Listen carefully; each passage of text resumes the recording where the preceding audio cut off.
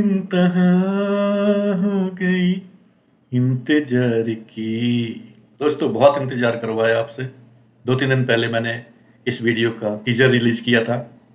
आप लोग भी इंतजार करते करते थक गए होंगे, तो इसके लिए मैं आपसे माफ़ी चाहता हूँ। मैं राजकुमार सक्सेना, राज डिजिटल पार्क जीएसटी सुविधा केंद्र का ओनर, आपकी सेवा में हाजिर हूँ लोन के बारे में विस्तृत जानकारी आपको देने के लिए, जिसका आप बेसब्री से इंतजार कर रहे थे। तो दोस्तों हम शुरू करते हैं आज कि लोन क्या है और आपकी इमरजेंसी के लिए कौन सा लोन सुटेबल रहेगा। आप कोई घर बनवा रहे हैं और अचानक से आपका घर का रिनोवेशन करवा रहे थे, पैसा खत्म हो गया, बीच में छोड़ना पड़ रहा है, ऐसी सिचुएशन में आप क्या कर सकते हैं। बेटी की शादी कर रहे थे, अचानक से कुछ ऐसी डिमांड आ गई जो आपके बजट में नहीं थी, आप बीच में ही लटक रह जाएंगे या रिश्ता खराब हो जाएगा। ऐसी सिचुएशन में आप क्या करेंगे। कोई आपकी पर्सनल नीड्स और दूसरी हैं जिनको पूरा करने के लिए आपको फंड चाहिए है, बट आपके पास कोई साधन नहीं है, तो ऐसी सिचुएशन में भी आपको पर्सनल लोन या बिजनेस लोन की ज़रूरत पड़ेगी। तो ये कैसे मिलते हैं, कब मिलते हैं, कहाँ से मिलते हैं, ये सब मैंने आपको थोड़ा सा ब्रीफ में अपने टीजर में बताया था। आज मैं विस्तृत जानकारी के साथ लेकर के आया हूँ। विस्तृत जानकारी वाला ये वीडियो शुरू करने से पहले आप हमारे चैनल को लाइक कर दें, सब्सक्राइब कर दें और कमेंट कर दें, ताकि आपको आगे भी इतना इंतजार ना करना पड़े। अब मैं थोड़ा जल्दी जल्दी वीडियो बनाऊंगा और आपके सामने प्रस्तुत करूंगा। तो दोस्तों अब बढ़ते हैं आगे कि लोन क्या है। तो लोन क्या है, जैसे कि हिंदी में बोले उधारी है। बैंक से जो हम लेते हैं, शुद्ध हिंदी भाषा में बैंक से लिया गया उधार पैसा है, जो हमें एक ब्याज के साथ वापस करना होता है एक निश्चित पीरियड में, एक निश्चित किस्त में, जिसको ईएमआई बोलते हैं, इक्वेटेड मंथली इंस्टॉलमेंट। हम हिंदी में इसको किस्त बोलते हैं। इंटरेस्ट क्या है, जो हमारे लोन में वृद्धि कर दे एक समय के लिए। और कुछ बैंक जो है ना चक्रवृद्धि ब्याज लगाते हैं अगर ईएमआई नहीं देते हैं, और कुछ जो है साधारण ब्याज लगाते हैं। So it's depend bank to bank क्या पॉलिसी है। ले चलता हूं मैं आपको अपनी पीपीटी प्रेजेंटेशन की तरफ, जो मैंने बहुत मेहनत से बनाया है।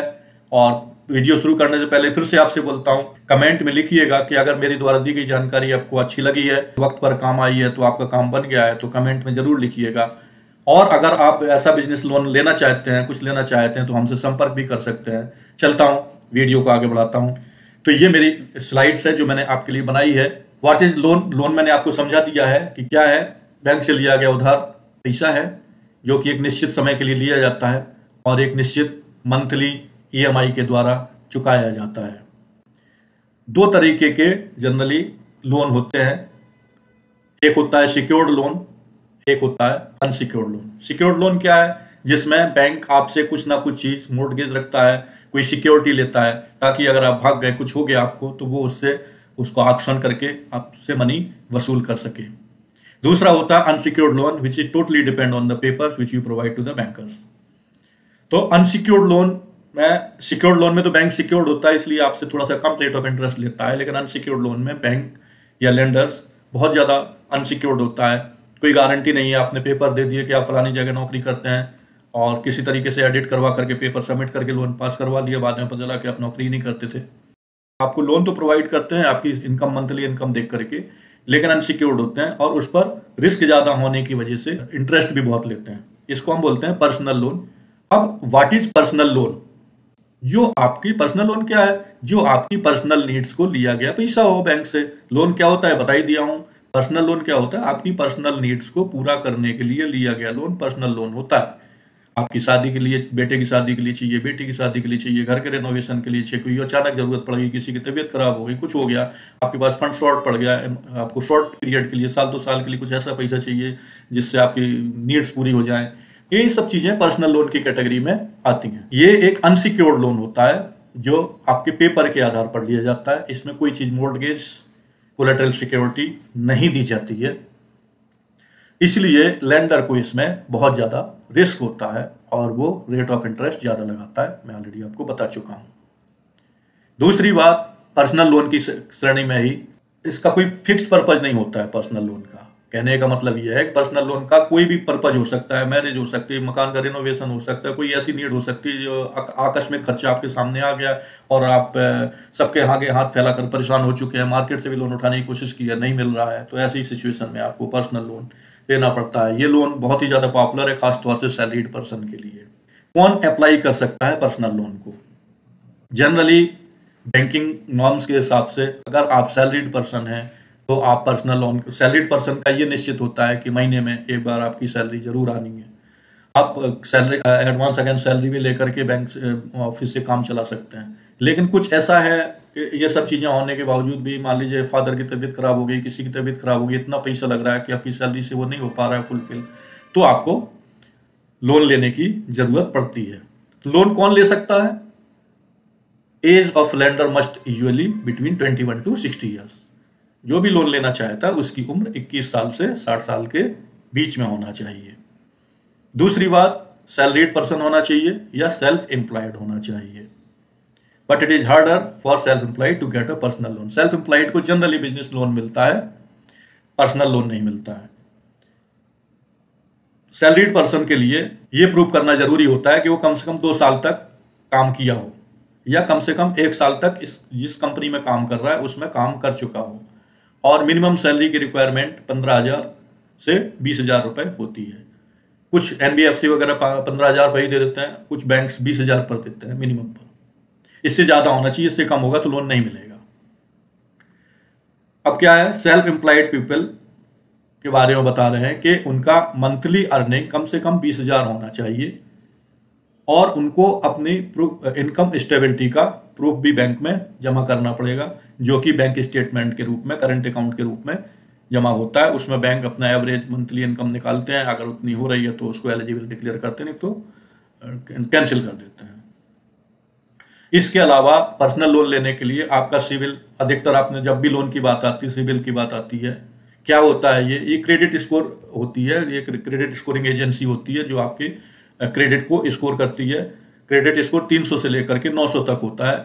बैंक के ऊपर डिपेंड करता है वो कितने क्रेडिट स्कोर तक आपको लोन देता है। जनरली आपकी जानकारी के लिए बता दूं, 700 या उससे ऊपर क्रेडिट लिमिट पर आपको लोन मिल जाता है। उससे नीचे पर बहुत ही रिस्क भरा होता है और लोग नहीं देते हैं, एनबीएफसी को छोड़ करके।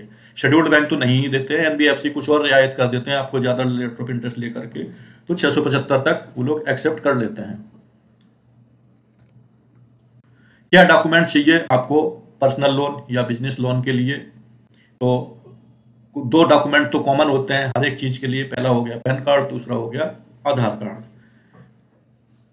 आईडी प्रूफ के रूप में आप आधार कार्ड, पासपोर्ट, पैन कार्ड या ड्राइविंग लाइसेंस दे सकते हैं। एड्रेस प्रूफ के रूप में आपको चाहिए होगा electricity bill, water bill, passport या बैंक स्टेटमेंट। अगर आप किराए पर रहते हैं तो रेंटल एग्रीमेंट भी आपको देना होगा। प्रूफ ऑफ इनकम, सैलरीड के लिए सैलरी स्लिप देनी होती है 3 महीने की, रिसेंट 3 महीने की। बैंक स्टेटमेंट देना होता है, ऑफर लेटर देना होता है, एक्सेट्रा एक्सेट्रा। या आपका एम्प्लॉय कोड नंबर है वो देना होता है। सेल्फ एम्प्लॉयड के लिए बैंक स्टेटमेंट 6 महीने या 1 साल का देना होता है। इनका आईटी रिटर्न भी सबमिट करना होता है 3 साल का। वो सैलरीड पर्सन के लिए भी है अगर अच्छा लोन चाहिए तो, और सेल्फ एम्प्लॉयड के लिए भी है। 3 साल का आईटी रिटर्न जरूरी है। बिजनेसमैन है तो 3 साल की ऑडिटेड बुक्स ऑफ अकाउंट्स भी, जिसमें चार्टर्ड अकाउंटेंट के साइन हो, ऑडिटर के साइन हो। इसके अलावा आपका जो बिजनेस है, रजिस्टर्ड ऑफिस है, उसका एड्रेस प्रूफ देना पड़ेगा, उसका इलेक्ट्रिसिटी बिल देना पड़ेगा, किराए पर है तो रेंटल एग्रीमेंट देना पड़ेगा, फोटो देनी पड़ेगी। तो ये सब पेपर्स लगते हैं। अगर आप जीएसटी में रजिस्टर्ड हैं तो जीएसटी सर्टिफिकेट चाहिए। अगर आप शॉप एक्ट में रजिस्टर्ड हैं तो उसमें का रजिस्ट्रेशन चाहिए। एमएसएमई में रजिस्टर्ड हैं तो एमएसएमई का, उद्यम का, वट एवर रजिस्ट्रेशन आप लिए हो वो सब लगते हैं इसमें सेल्फ एम्प्लॉयड के लिए। पर्सनल लोन कितने प्रकार के होते हैं? मैरिज लोन पहला है। मैरिज लोन मैंने आपको बता ही दिया है कि मान लीजिए बेटी की किसी की शादी कर रहे हैं, अचानक आपका पैसा खत्म हो गया, कुछ ऐसी डिमांड आ गई लड़के वालों की तरफ से या लड़की वालों की तरफ से जो आपको फुलफिल करना ही है शादी को बचाए रखने के लिए। ऐसी स्थिति में मैरिज लोन आपको 2-4 दिन के अंदर मिल जाता है और आप लड़के वालों की डिमांड को पूरा कर सकते हैं। आप घर बनवा रहे थे, जिसके लिए मैंने होम रेनोवेशन लोन बोला है। ऐसी सिचुएशन में आप घर को अधूरा नहीं छोड़ सकते हैं। रिकंस्ट्रक्शन करवा रहे हैं, गिरा दिया मकान, दोबारा उठा रहे हैं, या उसकी मॉडलिंग करवा रहे हैं, पेंटिंग करवा रहे हैं, whatever may be there, आप जो भी करवा रहे हैं उसके लिए आप होम रेनोवेशन लोन भी ले सकते हैं। कहीं पर आपने विदेश की यात्रा बना लिया, कोई इंडिया में भी टूर का विजिट बना लिया दोस्तों के साथ में, तो ऐसी पोजीशन में आपके पास अगर पैसे कम पड़ रहे हैं तो आप ट्रैवल लोन लेकर के अपनी ट्रैवल पूरी कर सकते हैं। मेडिकल लोन मैंने आपको एग्जाम्पल दिया था, फादर की तबीयत खराब हो गई, आपकी तबीयत खराब हो गई, आपके फंड से, आपकी सैलरी से डॉक्टर का बिल नहीं भरा जा पा रहा है, मेडिकल्स के बिल नहीं भरे जा पा रहे हैं, तो आप उसके लिए भी मेडिकल लोन ले सकते हैं। These are all personal loans categories. Debt consolidation loan, ये थोड़ा सा आपके समझने के लिए टफ है, ये क्या होता है। तो डेट्स का मतलब हो गया अभी तक जहाँ से आपने लोन लिए हैं, मान लीजिए 2-3 जगह से लोन लिया, कहीं से पर्सनल लोन लिया, कहीं से होम लोन लिया है, कहीं से कुछ लिया, बिजनेस लोन लिया है।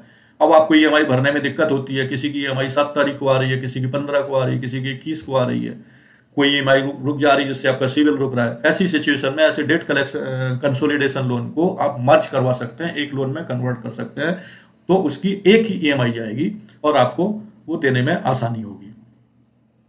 अगला है हायर एजुकेशन लोन। आपके बेटे को विदेश में पढ़ने के लिए जाना है या हायर एजुकेशन में पढ़ना है, फीस लाखों में लग रही है, तो ऐसी सिचुएशन में आप लोन लेकर के अपने बेटे की पढ़ाई करवा सकते हैं। स्मॉल पर्सनल लोन, बहुत छोटी छोटी नीड को पूरा करने के लिए 20,000, 25,000, 50,000 रुपए की लोन लेने के लिए आप कुछ भी पर्सनल लोन ले सकते हैं और बड़ी आसानी से मिल जाता है। तो ये हो गए आपके पर्सनल लोन के प्रकार। दोस्तों मुझे मालूम है कि सावधानी पूर्वक और कान लगा करके मेरी बात सुनते हैं, सुनने में इतने मशगूल हो जाते हैं कि हमारे चैनल को सब्सक्राइब और लाइक करना भूल ही जाते हैं। तो ऐसा मत करिएगा। अभी हम अपने वीडियो के क्लोजर की तरफ आ रहे हैं। अगर आपने अभी तक सब्सक्राइब नहीं किया है तो 1 सेकंड के लिए वीडियो सुनना बंद करके पहले सब्सक्राइब करिएगा। सब्सक्राइब करके बेल आइकॉन भी दबा दीजिएगा। और अगर मेरा मैटर समझ में आया हो, मेरी भाषा समझ में आई हो, मेरा समझाने का तरीका समझ में आया हो, तो लाइक जरूर करिएगा। तो क्लोजर में, पर्सनल लोन की क्लोजर में क्या करना होता है, मान लीजिए कि आपने 5 साल के लिए पर्सनल लोन ले लिया था, आपके पास पैसा एकदम से आ गया, आपका इंक्रीमेंट हो गया, प्रमोशन हो गया, तो आप प्री क्लोजर भी कर सकते हैं। प्री क्लोजर में थोड़ा सा बैंक कुछ एक्स्ट्रा चार्जेस लेते हैं, कुछ बैंक नहीं लेते हैं। इट्स डिपेंड के बैंक कौन से बैंक से आपने लिया है। तो बेसिक थंब रूल्स क्या है, जितनी ज़्यादा समय के लिए आप लोन लेंगे आपकी ईएमआई उतनी ही कम होगी, और जितने कम समय के लिए लेंगे तो ईएमआई उतनी ज़्यादा हो जाएगी। इसी हिसाब से इंटरेस्ट भी चेंज होता रहता है। तो अब अगर आप लोन को पहले क्लोज करना चाह रहे हैं, जिसको हम फॉर क्लोजर भी बोलते हैं, ये इतना आसान नहीं होता है। इसके लिए आपको हर बैंक की एक निश्चित अवधि होती है, निश्चित पीरियड होता है। वो पीरियड उतनी ईएमआई देने के बाद ही आप फॉर क्लोजर कर सकते हैं, बिफोर क्लोजर कर सकते हैं। आपके बीच में और आपके बैंक के बीच में जो लोन डॉक्यूमेंट है उसमें टर्म्स कंडीशन लिखी होती हैं, उन टर्म्स कंडीशन को देख करके आप अपना फॉर क्लोजर कर सकते हैं। अगर आप फॉर क्लोजर के लिए फिर भी जा रहे हैं, कुछ बैंक आपके हिडन चार्जेज भी लगाते हैं, जैसे EMI, cheque bounce charges, part payment charges etcetera. So ये हमें बहुत ज़रूरी है कि जब हम लोन लेने जा रहे हैं तो अपने लोन के डॉक्यूमेंट को समझ लें और बैंक से ये भी कंफर्म कर लें कि क्या हम कोई हिडन चार्जेस तो नहीं है, कि अगर हम बिफोर क्लोजर करने जा रहे हैं कोई इंटरेस्ट में, ईएमआई में कुछ एक्स्ट्रा चार्जेस तो नहीं होगा, कोई सरेंडर चार्जेस तो नहीं। I mean to say whatever may be there, you should know everything. तो ये थे फॉर क्लोजर के तरीके। अगर आपको और ज़्यादा जानकारी चाहिए है तो आप हमारी साइट www.rajdigitalpark.com पर विजिट करें। वहाँ पर ये ब्लॉग आपको लिखा मिल जाएगा। आप इसको आसानी से पढ़ करके, समझ करके लोन की प्रक्रिया को आगे बढ़ा सकते हैं। और अगर आपने अभी तक मेरे चैनल को सब्सक्राइब नहीं किया है तो प्लीज़ जाने से पहले चैनल को जरूर सब्सक्राइब करें, लाइक करें, कमेंट में लिखिएगा दोस्तों मेरी बात से आपको पर्सनल लोन मिला कि नहीं मिला, आपकी नीड्स पूरी हुई कि नहीं हुई तो कमेंट में लिखिएगा। और आपको कौन सा पर्सनल लोन चाहिए, अगर आप पर्सनल विजिट भी करना चाहते हैं, अगर आप लोन लेने के लिए सोच रहे हैं तो एक बार आकर के हमारे ऑफिस में भी हमसे कंसल्ट कर सकते हैं। हम सुखम टावर 130A में बैठते हैं, भिवाड़ी में। धन्यवाद, नमस्कार।